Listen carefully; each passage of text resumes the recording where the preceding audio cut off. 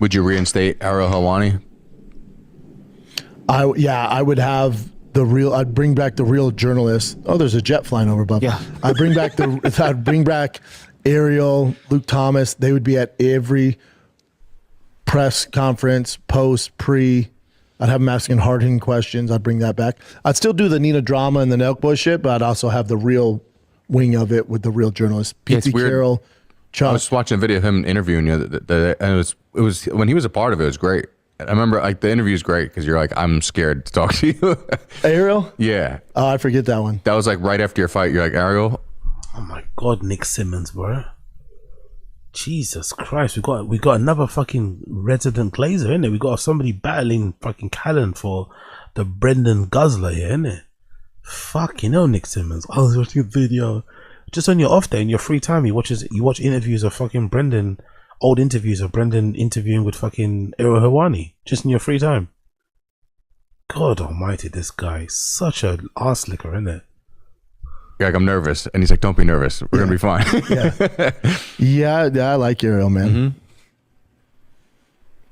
It's weird not having him. The fact that he's not even a part of it. Like I feel like he's like, it's not good. He's a base star, Stephen A. Smith, and then imagine if Stephen A. Smith couldn't go to NBA games. yeah, it'd be weird. It just doesn't make sense. Yeah. He's working for the Olympics right now, dude. Yeah. And he also has the biggest show in the space. Bigger than anything UFC's put together, podcast-wise, journalist-wise. Like, why you wouldn't, like, and the UFC has the money, why you wouldn't start like a real journalist wing of it? I don't know. I don't, and maybe not hire him, because then obviously then I can give real takes, but I don't understand why they don't open up those gates. I think Bisping's the only one they really let in that space, though, because he's a commentator and he has his own show. But otherwise, like, I think Ariel's show's probably bigger than his. If I had to, Bisping's? Yeah. Oh, way bigger. Yeah. No, Ariel's the biggest. Luke Thomas is huge too. There's a gorilla skateboarding above us, so that's cool. We got to get out of this fucking studio. They really hate the studio, innit? They really fucking hate that studio. A couple comments. But I think it's because they got the new one. Before, he used to give Brian Callen dirty looks when Brian would mention something about the noise or the studio not being built to be a pod. It's because it's not a podcast studio, right? It's a studio meant for garages and shit, or storage. It's not a podcast studio. Simple as that. So there's no sound insulation or anything. And I don't think they installed any as well. That's also a funny part. I don't think they installed any sound insulation. I think they just fiddled around with the filters and shit to get rid of all the background noise. But I guess some of it still bleeds in. But yeah, I guess since they've got the new studio, Brendan's allowed to complain now. Before, when Callan used to complain, Brendan will give him evil eyes. Will give him fucking evil eyes. But now that they're moving, he's now feeling free to also complain. But yeah, interesting studio space in general. We're looking at new spots. I don't. Looking. What happened to the barnyard that Chin said he was secured? They're looking still. Chin can't do anything, can it? Fucking hell, give Chin one task, he can't secure it. I thought Chin said that it got done already. It was signed. I don't understand that. I think him not being is such a weird move, but I guess like that, was it because of Brock Lesnar, like leaking the Brock Lesnar fight? Part of it, and even that's not factually true. You know, they just didn't like him. Yeah. They just don't want that sort of, they want to control the narrative. And he's too much of a wild card for them. He's too honest. Yeah. So am I. Oh my God. So embarrassing. They talk about Ariel Helwani being banned from the UFC. He needs to come back, bring back real journalism. The UFC is afraid of it because he's too honest, and he slips in there at the end. So am I. Bro, I don't think Dana doesn't want you. Big up, casual. Got it, I'm late for the bike videos. Get one AZ most fun ever. Yeah. In a bike fanatic, check the avatar. You'll be fine. Oh, Start small, build up. Yeah. Saluting face emoji. Thank you for saying that. That's probably the first time I've heard anyone say anything somewhat positive about owning a bike. Thank you, casual, for saying that. It's the first time I've heard anybody, anytime I mention I want to get a bike, it's always met with fucking negativity. Good to hear. Thank you, Casual. I appreciate you. You put a battery in my back. You put a battery in my back, kind sir. Once my arm recovers, once I get a full fucking range of motion in this fucking left elbow, which is still a little bit stiff, I'll be back out, and you're gonna hear some engines revving. Yeah, not having. I think Nina's great, and I actually you can have both. Yeah, like that's why people are like, oh, we need more aerial. Both. Actually, you can have both. Yeah, like that's why. And I actually. There's a world aerial and lube. Both. Yeah. Both. Yeah. Both. Yeah. Both. Both. Yeah. Both. Yeah. Both. Yeah. Like both. Yeah. Does anyone else pronounce both that way? Does anybody else pronounce both that? I want to see. How to pronounce both in American English? Both. Both. Both. Both. Bit slow. Both. Okay. Do. Both. Both. Both. Okay. Both. Both. And why did he say it?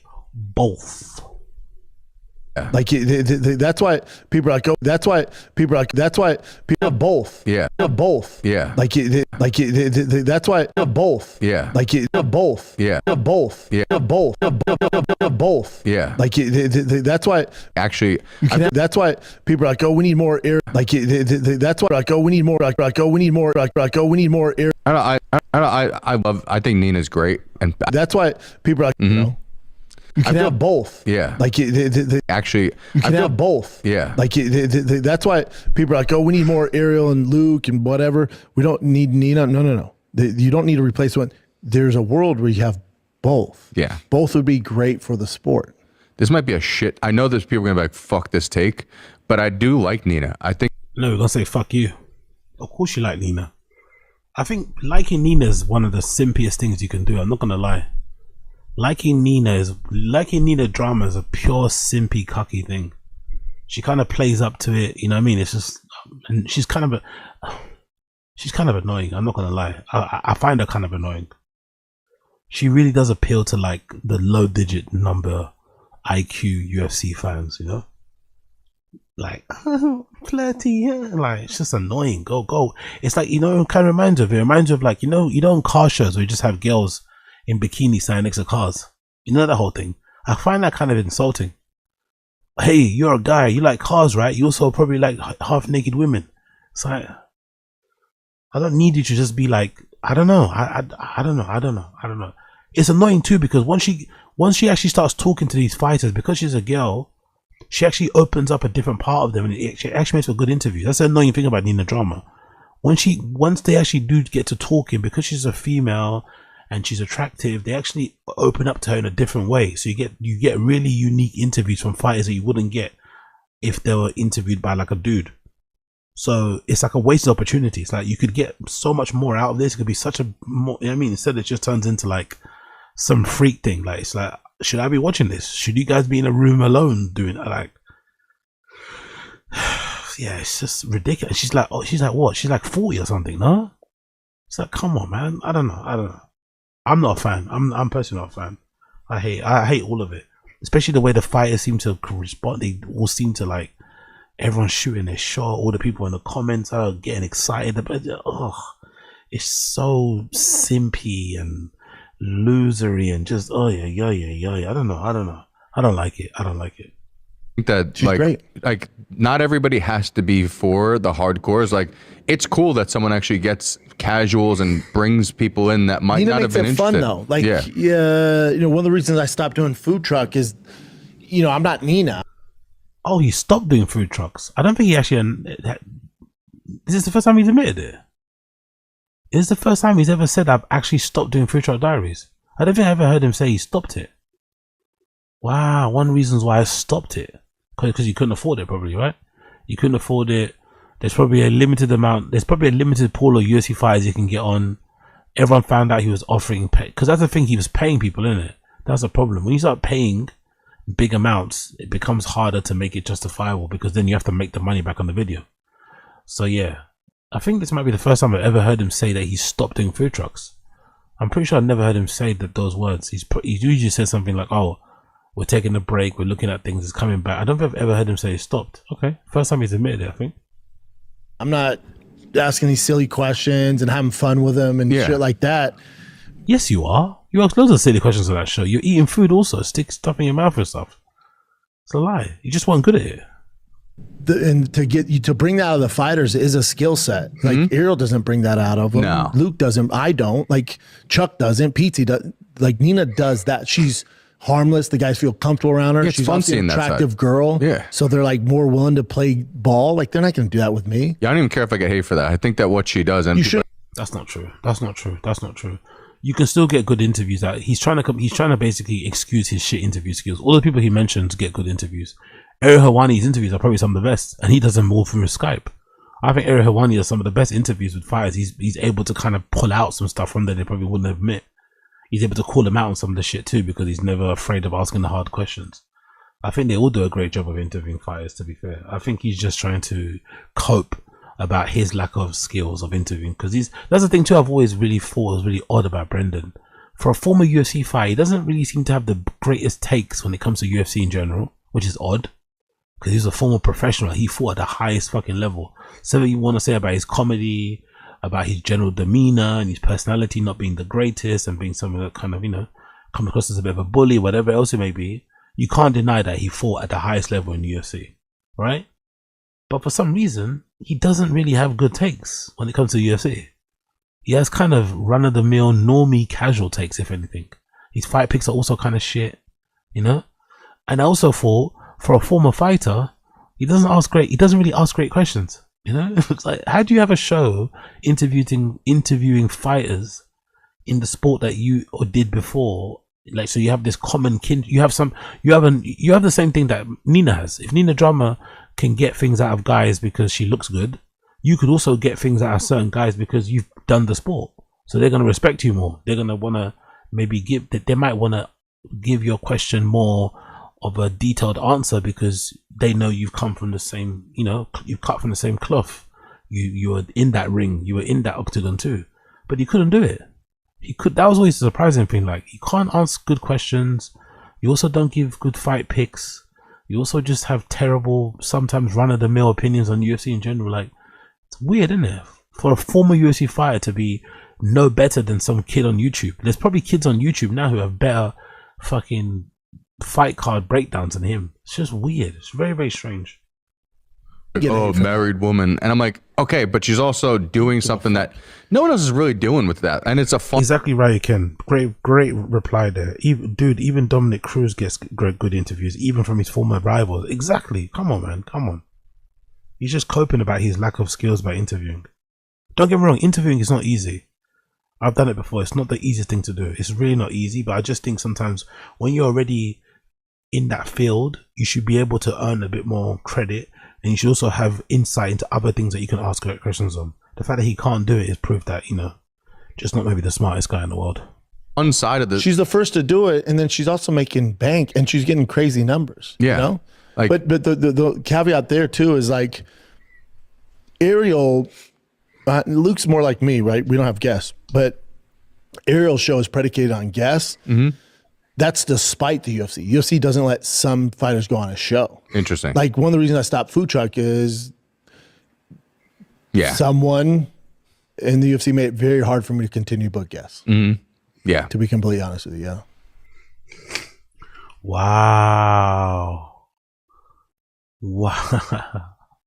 So that might explain why he started sucking off Dana to help maybe get guests back on his show. But again, it's your fault, bro. It's your fault. I'm sorry, it's your fault. Why did you burn that UFC bridge? Why did you go out of your way? Because only Brendan could have a friend like Rogan in his corner who's best friends with Dana, or they go way back, maybe not best friend, but they're close enough, and still be banned from the UFC. I don't think anybody else that's friends with Rogan that had a problem with Dana couldn't get Rogan to maybe act as the middleman and broker some peace. I think if anybody else had a problem with Dana and they also knew Rogan, they could definitely get Dana on the phone or get him to chill or get him to just, whatever, agree to peace. Only Brendan could have Rogan in his corner and still have Dana say, nah, fuck that guy. But it's interesting, isn't it? If this is true, it's interesting. If this is true, it's interesting. I personally don't think this is true. I think it's just another way to excuse from the fact that the show was shit because it was poorly done. First of all, why is there a food truck diary? Why is there a food truck show, but then you're eating the food in the fucking studio? Just in terms of an aesthetic branding thing, it didn't make sense to me. That I never understood the notion or the idea around doing a truck about getting food truck food, but then taking that food truck food back to the office. Eat it down the street, standing up, eating, having people walk by or beep and say, "Hey, it's that fighter." So, you know what I mean? That's part of the fun. Pull up some fucking. They could even brand it. They could even have some fucking.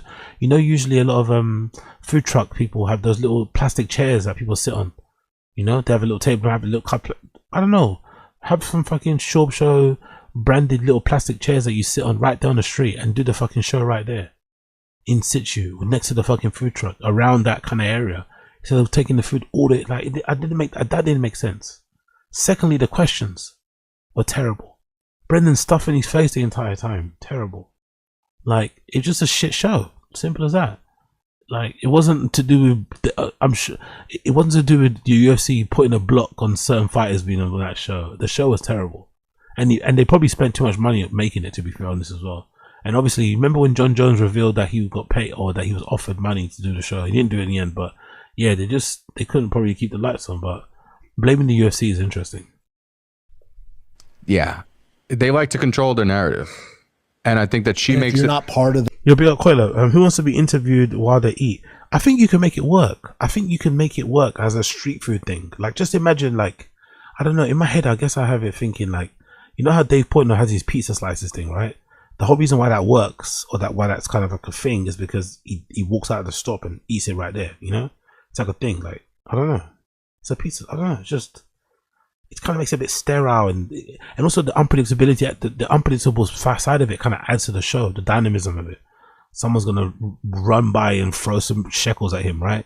In an anti-Semitic way. Someone might call him a slur. Someone might say hi. He might bump into a celebrity. I don't know. I just think the show kind of lost a bit of its sting by taking the show into a studio, especially with fighters. Look, I just had them. It's in LA, man. It's LA, and you're interviewing fighters outside of a food truck. Let them stand on the street and let fans gather around as you're eating. I don't know. It's not that bad. You don't need to eat if you don't want to. Just ceremonially stand in front of a fucking food truck. I just never got the going to a fucking studio and sitting down. What? Doesn't make any sense. That tribe, they don't want their tribe going on that show. And they feed everybody to her. And I think that because dude, you remember back in the day, UFC, there was the pre-fight was they're almost getting along before the fight. You know what I mean?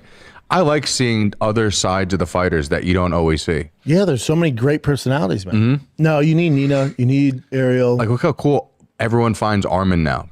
I know. You know what I mean? I would have never, if it was just what you saw that the UFC originally, what the little bit, you'd just be oh, he's kind of just a weird guy with a lot of money. You know who they need to do that with? I think it's Hamzat. I think Nina and Hamzat need to get together. Because I think what Nina's done for Armin, people went, oh shit, he's normal. Yeah. He's really funny. He's cool.